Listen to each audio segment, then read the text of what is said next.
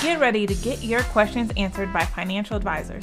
Learn how to put more money back in your pockets regardless of where you're starting your financial journey with your host, Hannah Mitria. I'm super excited to kick off the U.S. Virtual Financial Advisor podcast with you, Matt. Before we jump completely into what we're going to talk about today, and that's some business planning and assessment planning and life planning, all around finances and how to, make a plan for the future. Tell us where you're from, what you do, start there, Matt. Okay, that's easy enough. So, I'm Matt DiFrancesco, and I am the founder, principal, and member of HighLift Financial. So we are a full-service RIA financial firm that specializes in working with automotive collision shop owners, of all things.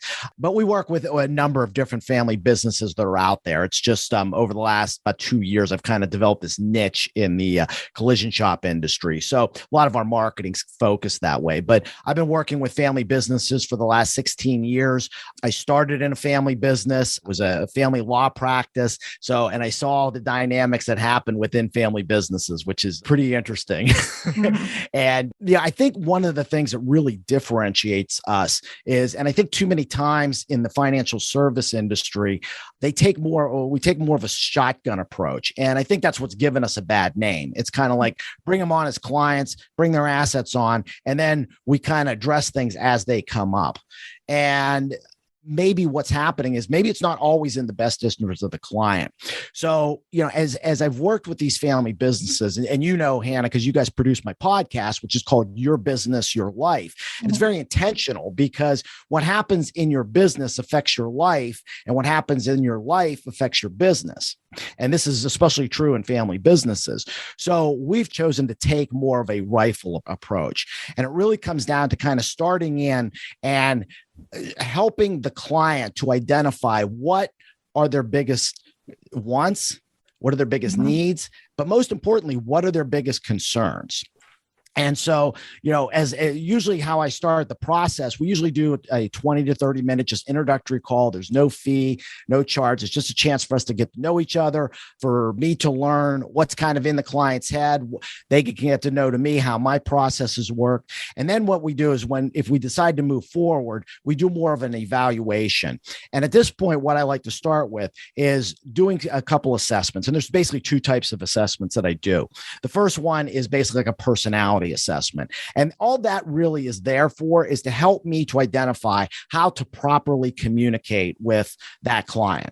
Okay. And especially then if I'm dealing with a family, how each member needs to be communicated with, because we're all wired a little differently. And we've also learned from our environment in a different way, how to act and how to interact with people. So a husband, he may be wired a certain way. I'll need to talk to him. Maybe he's a very direct, dominant person.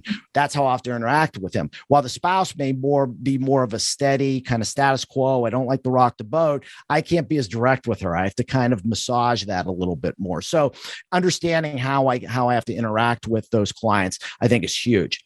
And then the second assessment, and this is the one we're going to kind of dive into a little more detail, is really identifying what are the major wants, needs, and more importantly, concerns that they have.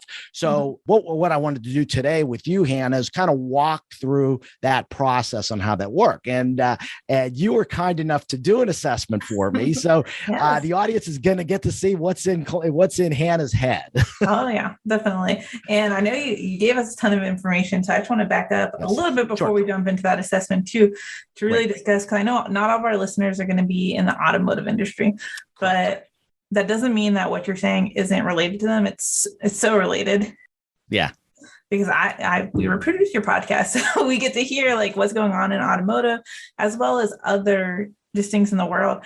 And one thing that's going through the automotive industry right now is technology and how much it's changing that industry.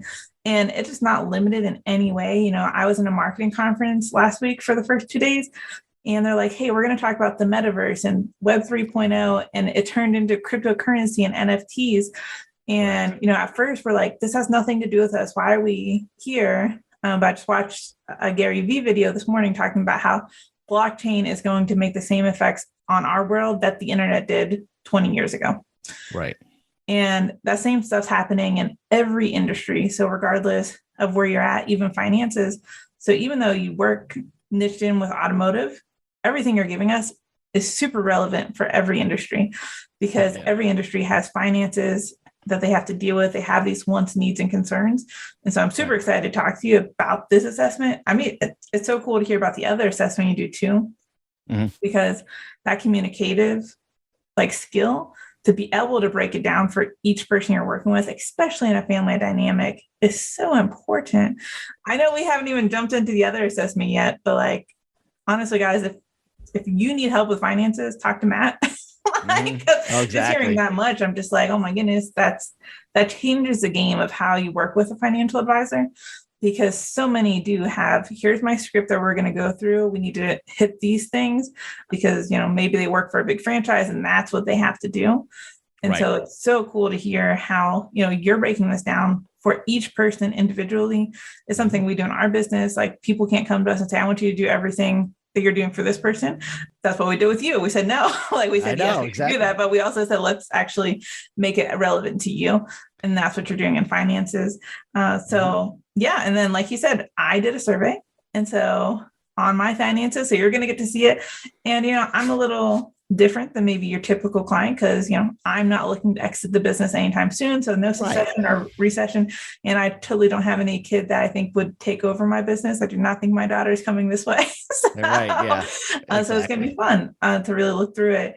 So explain more about this assessment, because that's what, this is a financial assessment for your business to kind of see the different pieces. And there's over 15 things here, or 13 things, I think.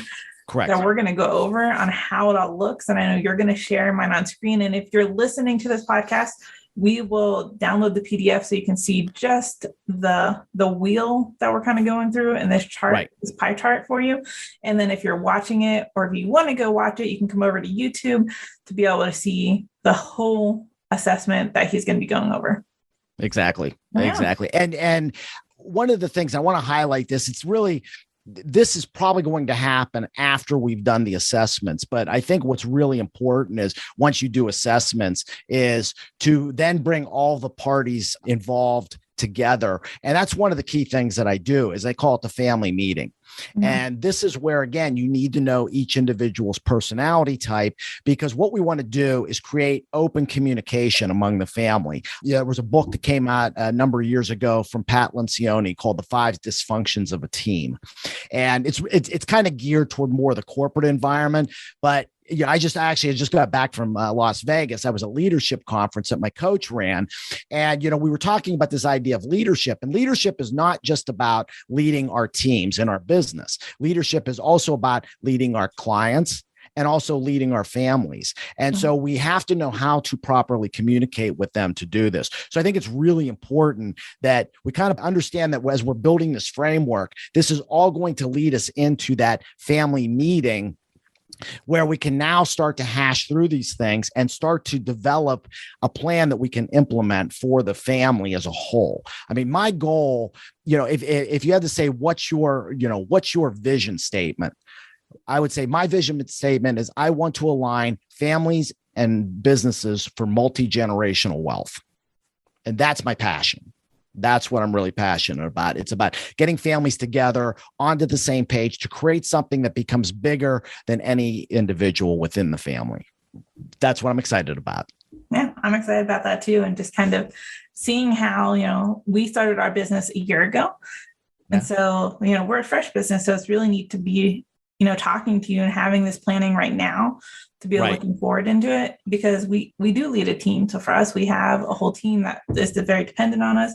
But we do all have families that, look to us to help them through these things. So I'm excited to hear about this assessment and what your take on it is. I know I did it a couple of weeks ago, but I haven't fully dived into it. So it's like fresh eyes for me too.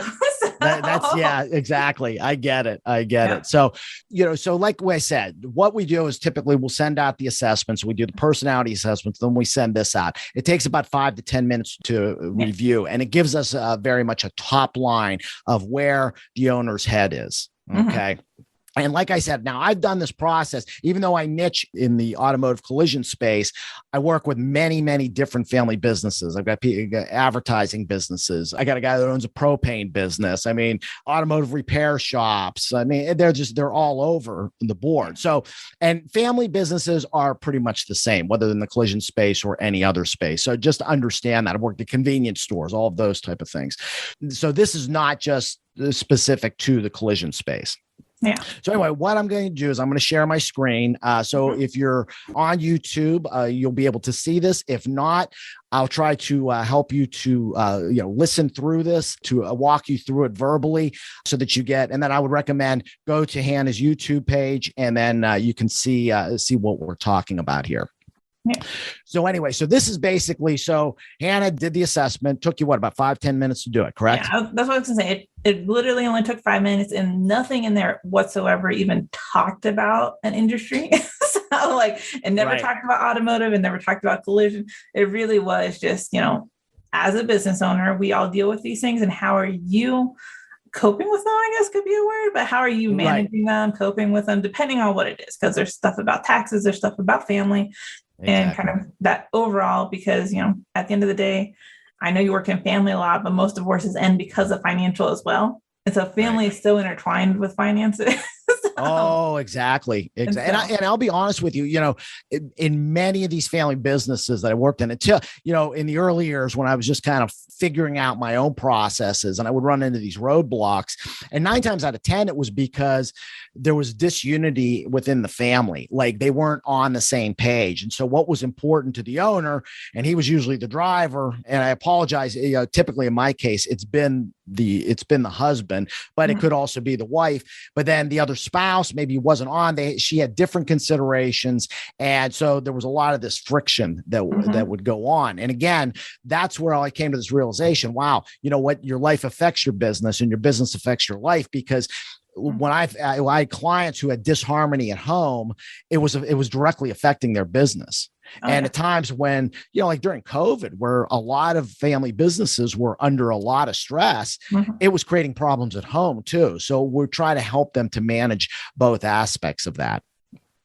So as you can see from the chart, if you're watching YouTube, basically, and if you're not, this produces is a pie chart, and it shows us, and like Hannah said, there's about 13 different areas that it scores the person on. So basically the top 3 on Hannah's are written continuity plan, exit objectives, and then maximizing the price and minimizing taxes. So, and I was kind of surprised that at least the exit objectives and the maximum price, minimal taxes were that high for you, because you're really not in that space where you're looking to exit at this point. Yeah. So I find that kind of fascinating. And that might be something we need to talk about in a little more detail. We won't do it here, but talk about whatever we need to talk about. I'm down. So yeah, actually, the one I do want to start with is the written continuity plan.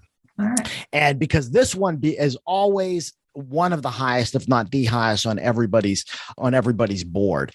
And what a written continuity plan is, basically, if something happens to you, whether it's a death or you're incapacitated at some point where you can't function in the business, how can the business continue to go on? And this is more of a sudden thing. Okay. So it was funny because I remember when I was starting to do these, and that was a big one on mine. And I started building this business continuity plan, and I realized all the holes that I had.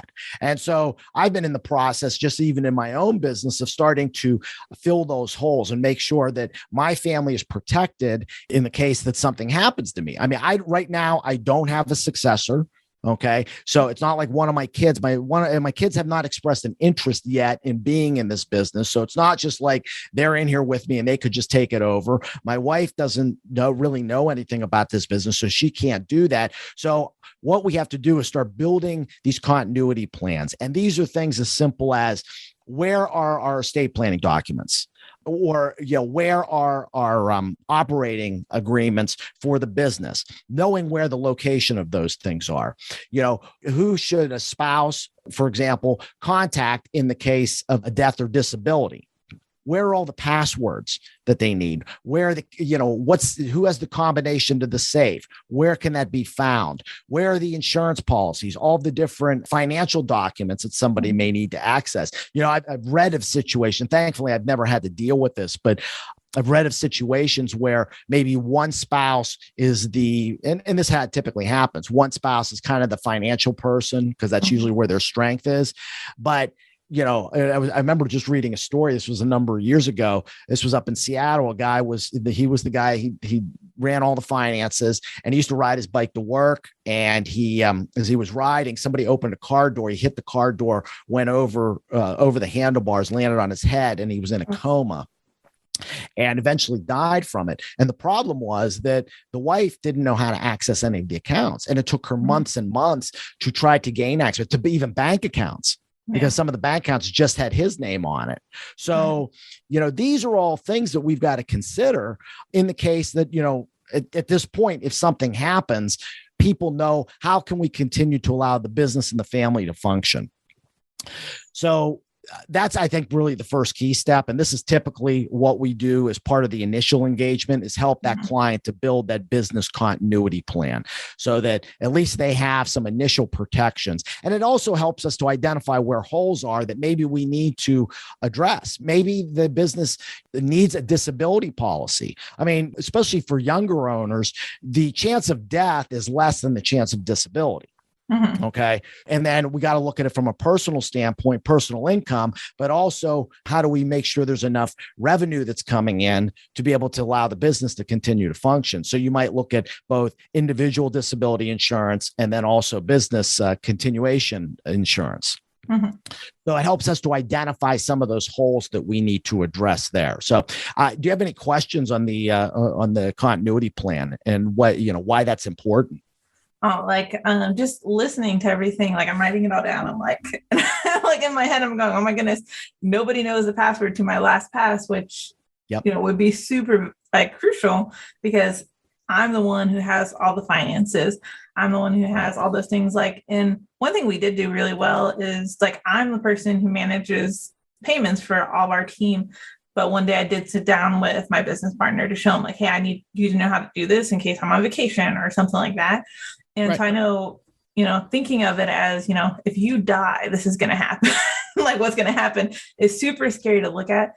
And so I think we always look at it as, what if I go on vacation? I need you to do that. And so sometimes being able to just reposition your head a little bit so it doesn't become so scary, I think helps. Oh, exactly. Yeah. But no, I think all those things are so important. So to be able to do the planning, having this context in place, and it's one thing that we are working on. We're not perfect on it, is creating those SOPs too on, if something if Raymond has to go on vacation for a week, who's going to be able to do it? But not only who, how are they going to be able to do it? Because handing over somebody your job for even a week is, that person needs to be able to read a document to be able to do it. And I think those are things that every business owner needs. And just listening, I hope people are hearing just different things they need to start implementing before they even get to talk to you. Yes. And what's interesting, it's we even go as far as, because, most businesses still follow Pareto's law, which is, 80% of the revenue comes from 20% of their customers. And the business continuity plan is also designed. There's a section in there. All right, what key clients or customers need to be contacted, why they need to be contacted, and what should they be told? Okay. So for example, let's say John Doe is the owner of the company. He's got, let's say, a key guy, Jim Smith. All right. So he may designate, okay, if something happens to me, Jim Smith is kind of the next in line. And I might want Jim Smith to contact Fred Jones, who's our top client, because Fred Jones is a personal friend of John Doe, and to let him know, hey, this is what's going on, but we've implemented strategies to keep business functioning, and you don't have to worry about any disruption in your business because this has happened. Something as simple as that. Yeah, I feel those type of instructions. By not having a written continuity plan, there's so many businesses that probably end when something happens to that person. It's crazy. I mean, I have a buddy of mine that I played tennis with, a few years younger than me. And it just, all of a sudden I got a text. guy had a heart attack, dropped dead. And he had bought a local superette kind of place, he and his wife, and there was no succession. She's kind of scrambling right now. So we're trying to work to help her keep things running and get it back on the feet. But, it's amazing once you kind of go through this questionnaire and you start looking at, okay, here's the business continuity plan. Cause that's, like I said, once we get into the evaluation, we get into initial project. And usually the first part of this project is we're going to get a business continuity plan in place. So I send the questionnaire to the client starts filling it out. And all of a sudden they go, oh my gosh, I never thought of this. I never thought of that. But that's okay, because now we can start to address these things. People react to pain quicker than they react to pleasure. So I think it's actually a good thing. Sometimes we have to kind of stick the knife in the wound and dig out the infection.